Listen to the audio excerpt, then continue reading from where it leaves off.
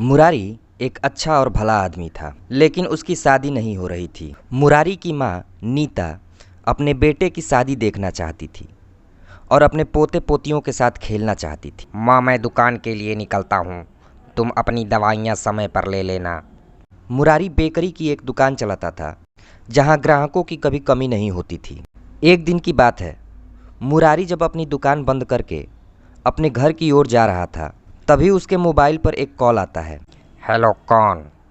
जी, क्या मेरी बात मुरारी जी से हो रही है? जी हाँ, मैं मुरारी ही बोल रहा हूँ। आप कौन हैं?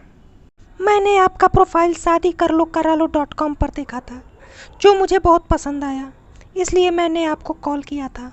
दोनों एक दूसरे से मिलने के लिए एक कैफ़े में जाते हैं।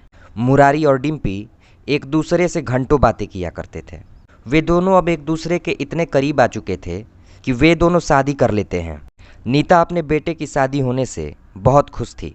अरे वाह बेटा, कितनी सुंदर बहू लाया है तू, दिल खुश कर दिया तूने।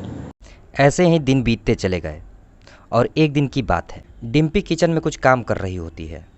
तभी वहाँ एक चिड़िया आ जाती है। डिम्पी उस चिड़िया को मारकर कच्चा ही खा जाती है। उसके मुंह से खून टपक रहा होता है, उसकी आंखें लाल हो चुकी होती हैं। वाह, कितना अच्छा स्वाद है, खाकर मजा आ गया।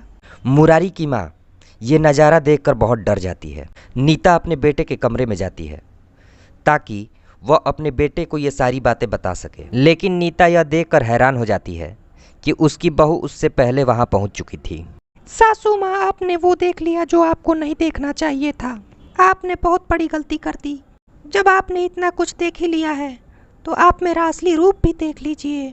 ये कहकर नीता एक भयानक चुड़ैल में बदल जाती है। देख बुढ़िया, ये है मेरा असली रूप। अब अगर तूने अपना मुंह खोला तो तू जान से जाएगी। लेकिन नीता चुप कैसे रह सकती थी? आखिर उसके बेटे की बात थी। नीता अपने गांव के एक बाबा के पास पहुंचती है और उन्हें सारी बात बता देती है और उन्हें अपने घर चलने को कहती है। बाबा नीता के घर पहुंचते हैं। घर के अंदर जाते ही वह घर के चारों तरफ बड़े गौर से देखते हैं। बेटी, तेरे घर में चुड़ैल का वास है, जो तेरी बहू के रूप में यहाँ आ चुका है। तू कुछ भी कर और उसे जल्दी से जल्दी घर से बाहर निकाल, वरना अनर्थ हो जाएगा। बाबा, इसीलिए तो मैं आपके पास आई थी, आप ही कोई उपाय बताएं। अच्छा ठीक है, तू एक काम कर, तू कल मेरे आश्रम आना। मैं वहाँ तुझे काली माँ का सिद्ध किया हुआ एक त्रिशूल दूंगा, जिससे इस काली शक्ति का विनाश हो जाएगा। डिम्पी बाबा और नीता की सारी बातें सुन लेती है और वह गुस्से में नीता से कहती है, आखिरकार बुढ़िया, तूने वो गलती कर ही दी जिसके लिए मैंने तुझे मना किया था। अब मैं तुझे नहीं छोड़ूंगी, मैं तुझे मार डालूंगी। अचानक डिम्पी नीता पर हमला कर देती है और उसे मार डालती है। किसी को यह बात समझ में नहीं आती कि यह क्यों और कैसे हुआ। मुरारी बहुत दुखी होता है।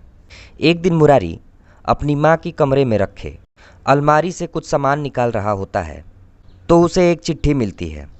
अरे, ये चिट्ठी कैसी है? यह चिट्ठी नीता की थी। मुरारी उसे पढ़ने लगता है। बेटा, जिसे तू ब्याह करके घर लाया है वह कोई इंसान नहीं बल्कि एक चुड़ैल है।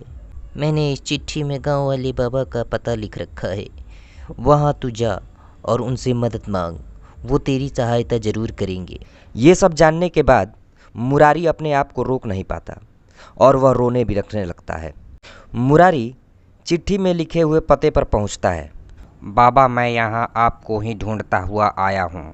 मेरी माँ की अरमाली में एक चिट्ठी मिली जिसमें उन्होंने लिखा था कि घर में हो रही अनहोनियों से बचने के लिए मैं आपसे आकर मिलूं। बेटा, तेरी माँ यहाँ सहायता मांगने के लिए आई थी, लेकिन इससे पहले कि मैं कोई उपाय करता, उस चुड़ैल ने अपना काम कर दिया। लेकिन अब ऐसा नहीं होगा। ये काली माँ का सिद्ध किया हुआ त्रिशूल है, जिससे दुष्टों का नाश होता है। तू ये लेकर जा और उस चुड़ैल को मार डाल। मुरारी वह त्रिशूल लेकर अपने घर पहुंचता है और डिम्पी को ढूंढते हुए अपने कमरे में जाता है। कमरे में पहुंचते ही डिम्पी उससे कहती है, अच्छा, तो तुम्हें पता चल ही गया मुरारी कि मैं कौन हूँ। उस बुढ़िया ने पूरा खेल बिगाड़ दिया। मैं तो बस तुम्हारे साथ रहना चाहती थी, लेकिन अब तुम्हें भी मरना होगा। ये कहकर डिम्पी अपने असली रूप में आ जाती है। चुड़ैल, तू मेरा कुछ नहीं कर सकती। जब तक मेरे पास काली माँ का ये त्रिशूल है।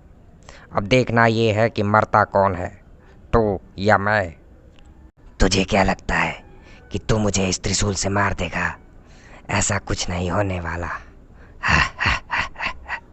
मुरारी उस त्रिशूल से चुड़ैल पर कई वार करता है, जिससे वह चुड़ैल मर जाती है।